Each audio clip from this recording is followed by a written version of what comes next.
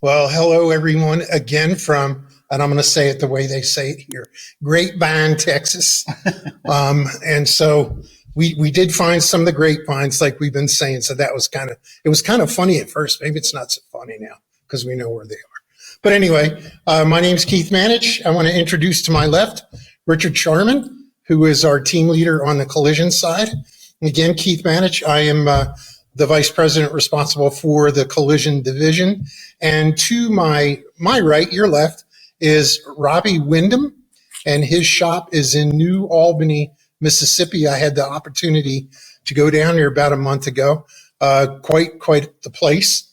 And so Robbie's going to introduce himself, talk a little bit about his shop, and then we're going to cover some of the new things that he's doing there, and some of the innovations that he's bringing to his team. So, Robbie, why don't you go ahead and introduce yourself? So my name is Robbie Windham. My wife, Teresa, and myself own the shop. I've been in business for 33 years. Started in 91, I guess that's about right. We're in New Albany, Mississippi, which is a small town. It's about 10,000 people. Our shop is about 7,200 square feet. We just recently added to it this year, just about double the size of the shop part of it. We got 3 folks in the office. We got a full-time parts person, full-time blueprint person, 3 technicians, a painter, a painter's helper, and myself that work in the shop. My wife, and she works in a different field, but she still is part of the owner. So all about the top of your head. You didn't need any notes. Isn't that something? That's all right. So I'll tell you, like I said, I was down there about a month ago, and Robbie was working on a project that I wanted to talk to us about. And he sent me pictures afterward, but he was getting ready to put in an ADAS area in the shop that I think is a pretty good conversation point. So why don't you tell us a little bit about what you did? So we had added on to the building. Naturally, you got to have a good bit of space for the ADAS, and we don't necessarily use it specifically for ADAS all the time. We can still use it for other things. Like the paint process. We have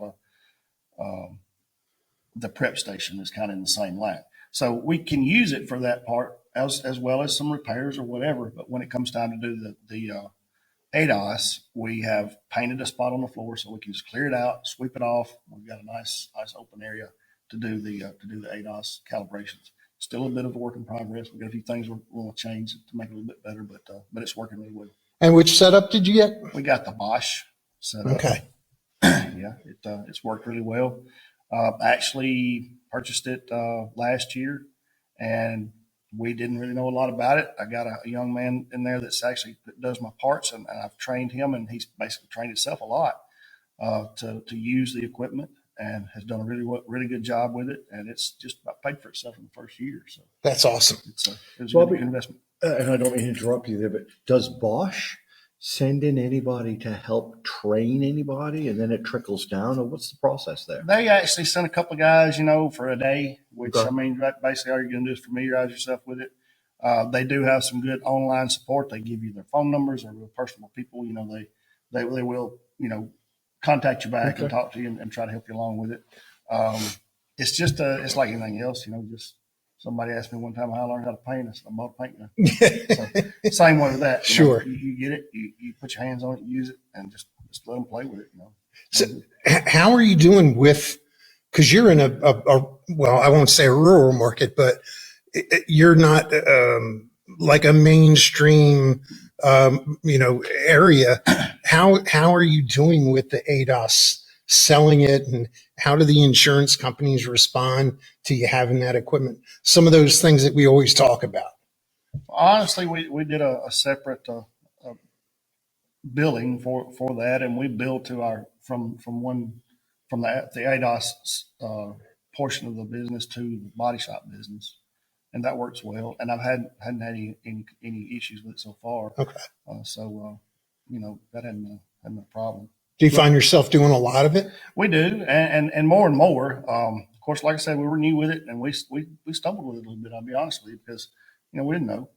Didn't really know what it was supposed to do and how it's supposed to work. But once we got that figured out, and like I say, we basically paid for it even with those trials. So we're getting better, and we're understanding more about, which cars need what and what static means versus, having to use the targets and all that stuff. So, it's just been a learning curve, but it's good. And like I say, more and more cars got it. And we're also using the repair logic to build our repair plans.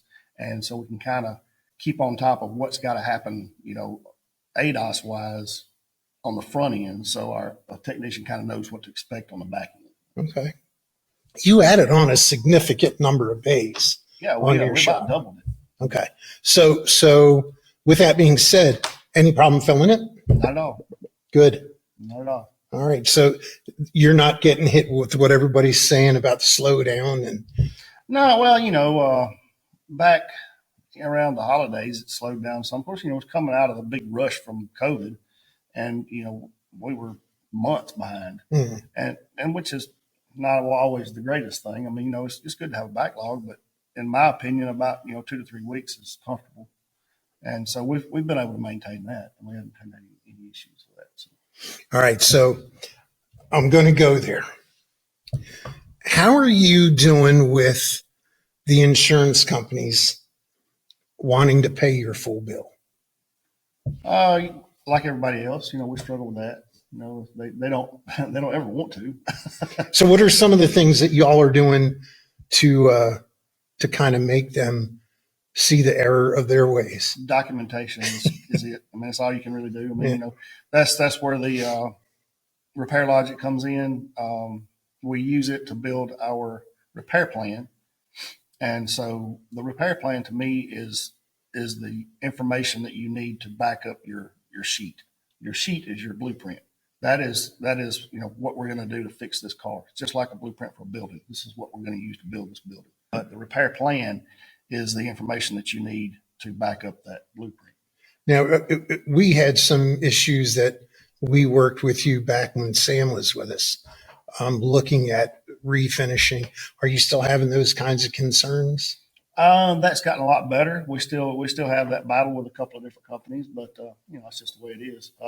But for the majority, we're doing up and overs, and we're doing blends into the jams and stuff. Even if it's got a minor amount of damage to the quarter panel or the roof panel or something, if it doesn't have a paint breaker in the top, we're going all the way around the car.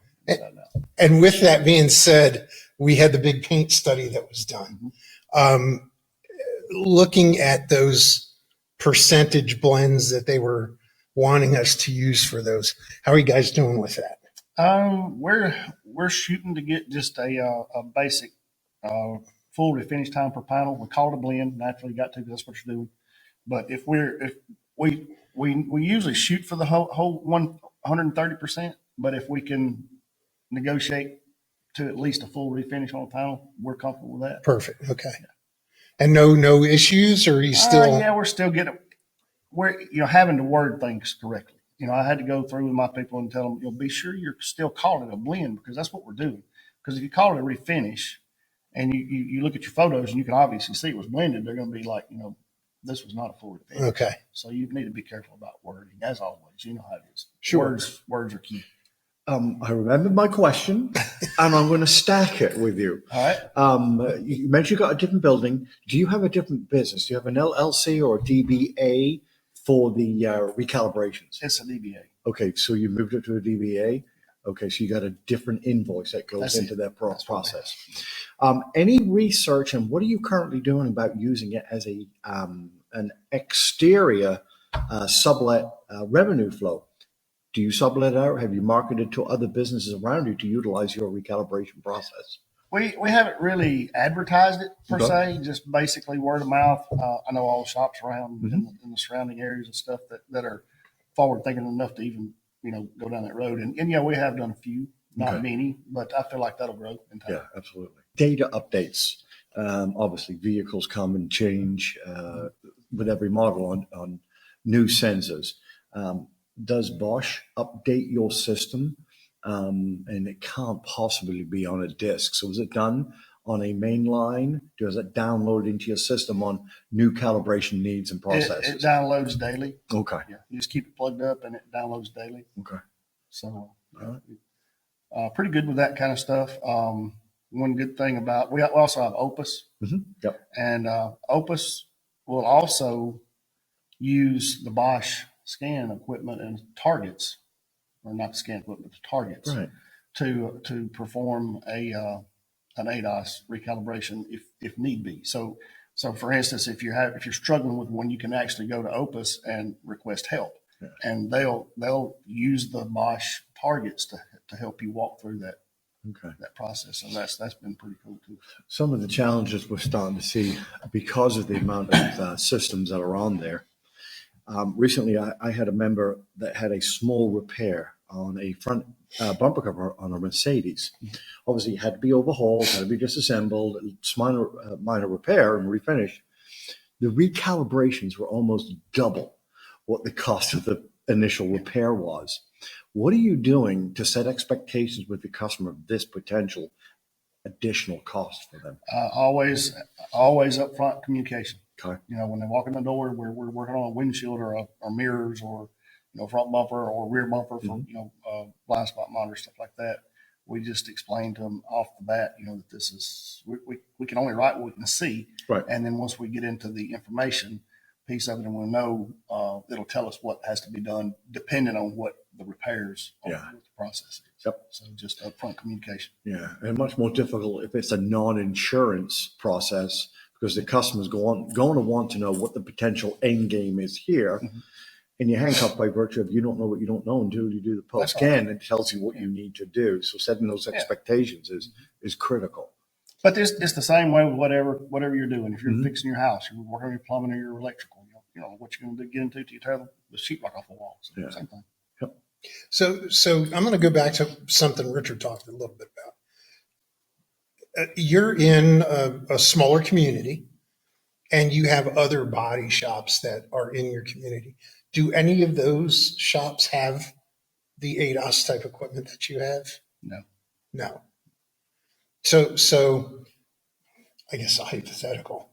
What are they doing about recalibrations? Nothing. Well, that could very well be the answer, or send it to the dealership. And the dealer is equipped? Some are, some are not. And in our area, all we have available to us is Ford and Chevrolet. Okay. Everything else is outside the city there. So it's a good piece to take something to and from.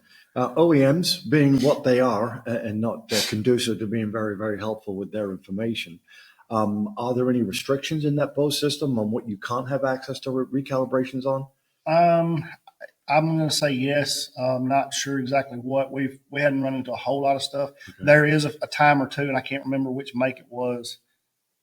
Oh, yes, I do remember. It was a Hyundai or a Kia. They had an issue where the cars were being stolen, and they were using the USB port to crank the cars. So they had to shut down that information line, and I think it was actually Opus, might have been Opus and Bosch that had purchased that information from those automakers, and they couldn't get it. So I think there was a lawsuit about that. But that was one thing. But there's going to be a few things, just like with the Repair Logic. It's kind of a new business. So there's a few out there, a few automakers that they don't have a contract with. They haven't purchased the product, the information from. So with that, we just purchase it from the OE, and then just bill it back to the insurance company. So there's going to be some stuff. Yeah, the end game if OEM A, B, C, D doesn't have or give you the ability to be able to recal, the only opportunity is get it to the dealership. But now you're running a risk of a safety issue. So how do you handle that? Haven't come across it yet? That's difficult. No, I haven't, honestly. But, I'm trying to think back to anything we'd come across that was weird. We had a Mercedes that we were trying to get a calibration done on, and it had to do with the suspension. And there was some Mercedes-only tools that you had to have to be able to work on that suspension, so that it had to go back to the dealer. And if that particular OEM dealer is 600 miles away, it is what it is. Yeah, that's right. So tell us, we're in 2024.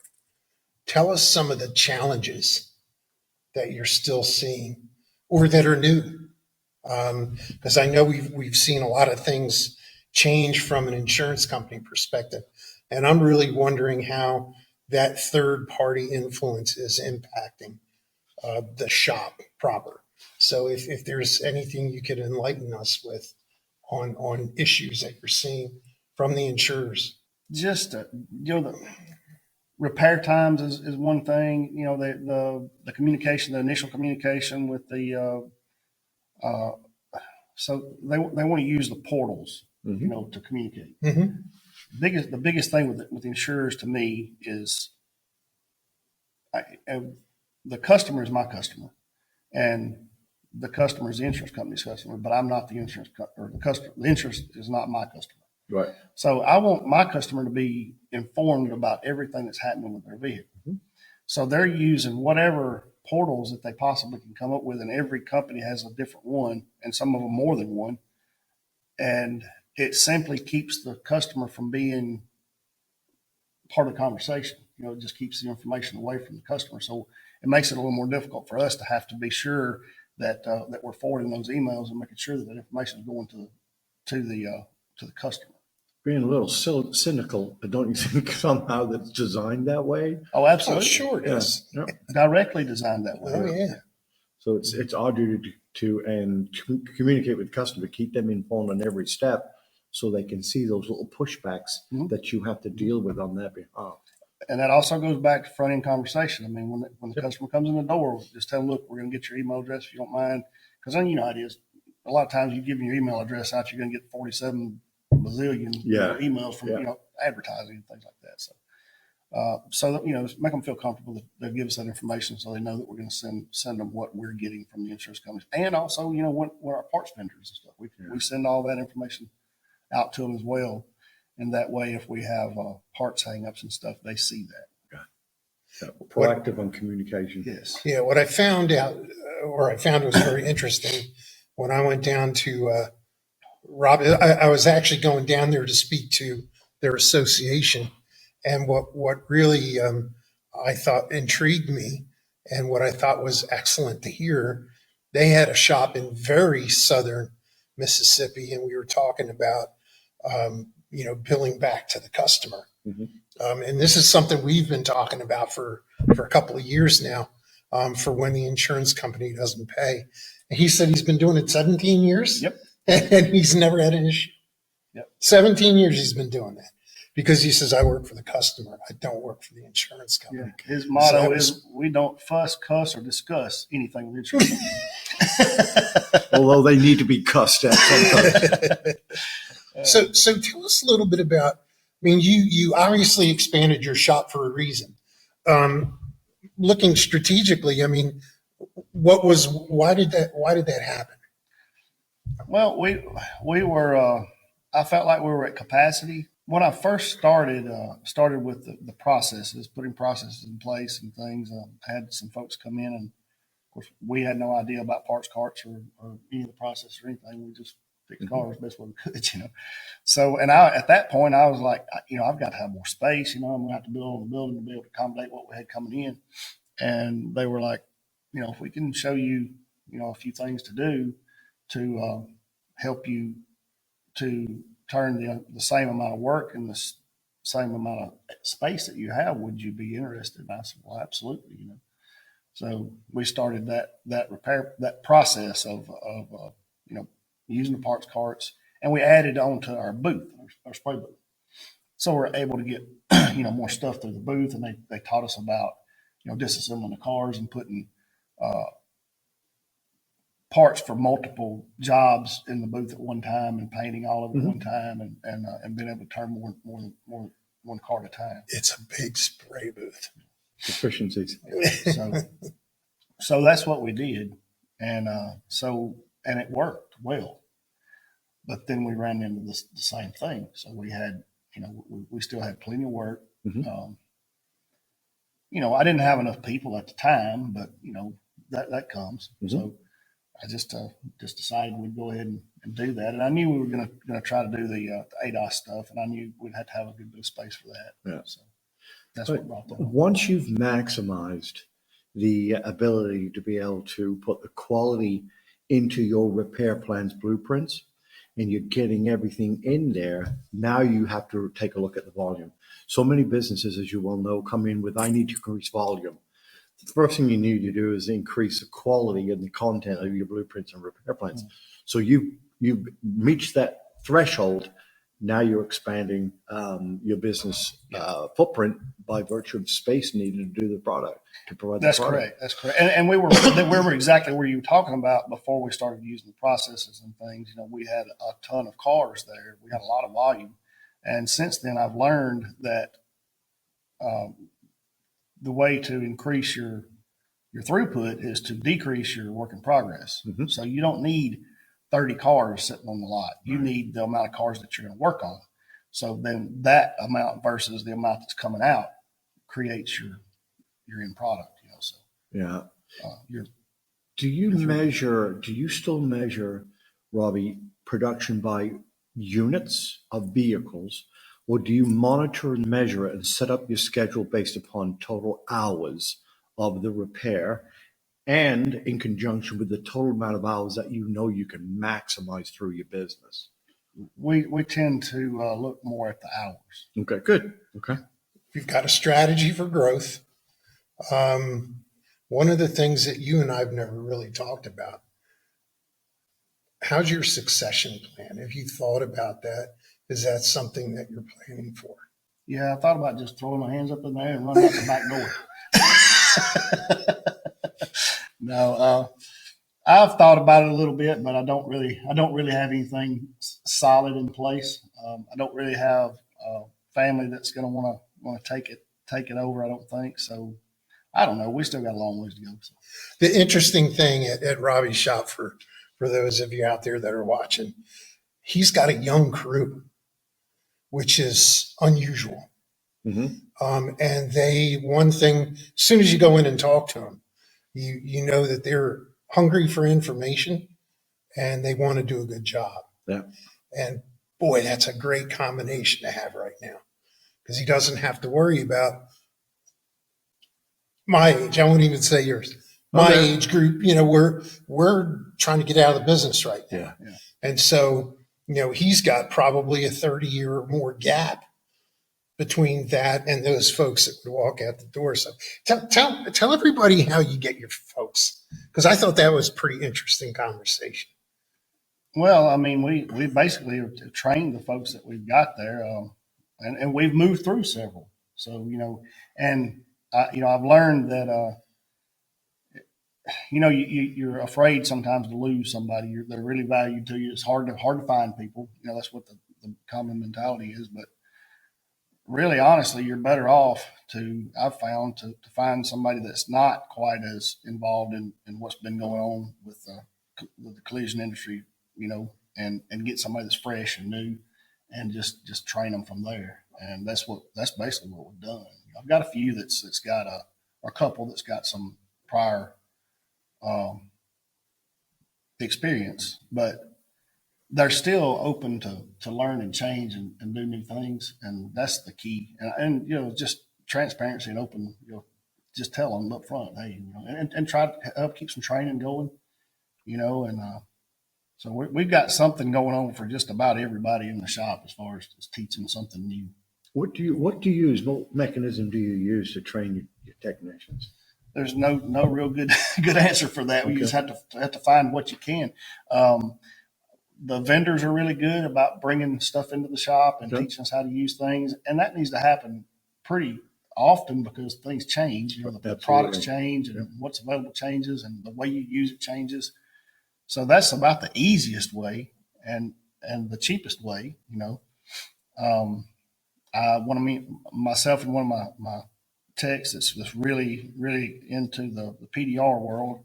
We went down to Orlando a couple 2-3 weeks ago to MTE, and so you know, trying to get everybody in the shop trained up in that direction, and PDR and glue pull and that type of thing. It'd be very profitable. Yeah. What about ICAR, ASE? Any type of training in those areas? A little bit, but not a whole lot. It's hard to get. It's expensive and it's hard to get them in the, you get on the list, it may be 6 months or 8 months before you can get somebody there. So Yeah, it's a little tough down in that market. Yeah, no local vocational schools or community colleges that cater to development in those particular marketplaces. well, I actually am on the board of advisory for the college and the high school. Okay. Our high school does not have an auto body system Yeah. program. Yep. They have an auto mechanics program. But that's the reason I'm there. I'm planning to attend those meetings and try to just be Encourage. present. Yeah. Yeah. And so I've been to the advisory board meeting for the college, and they just weren't very receptive to At this point. the idea of what they had. The teacher didn't have any idea of what all actually went on in a collision repair shop. Yeah. They just, Yeah, it's pretty scary. Yeah. and then It is. we had a really good guy over about 30 minutes away in the high school area that's been there for a while, and he attended. I don't know if you remember, Bradley is his last name. Yeah, he's the guy that brought the kids, Brought right? the kids, yeah. Well, after that meeting, he sent me a text and said they were ending the classes in high school. Oh, wow. And he had kids in school in some shops working. So And they brought 4 kids to the meeting. I thought that was great because you don't get to see that often. And I've had That's those, really sad. I get those guys to bring their kids to the shop whenever the vendors come in and stuff. I try to keep them apprised of the situation, and so they can bring those guys in and other shops around, just detail shops and things like that. So we try to spread the word as best we can. Yeah, I personally think we're past the local, state, and federal government getting involved here. Listen, we recently got notification on the medical field and the lack of nurses across the country, and of course, local government and federal government mobilized. But if our collision centers don't have any technicians, there's nothing coming through, we don't hear anything from it. So it's going to take associations, state associations, and some type of push. There's at the some good federal stuff, available. It's just scattered. Yeah, absolutely. I've got one young man there that's about 17 or so, and he was asking about going to the college, and I told him, if you want to just go for the school experience, I get it. But if you really want to get some experience in the field, just stay where you're at. Stay here. Yeah. Because we have, the top of the line equipment and products, and we always got people in. And I just really feel like he could get a better education in my shop than he would in the education system. There's nothing better than hands-on. Yeah. It really isn't. And my guys are really good about wanting to teach younger people and show them different things. The guy that's into the PDR stuff, he's trying to spread that through the shop, and I think that's the up and coming thing.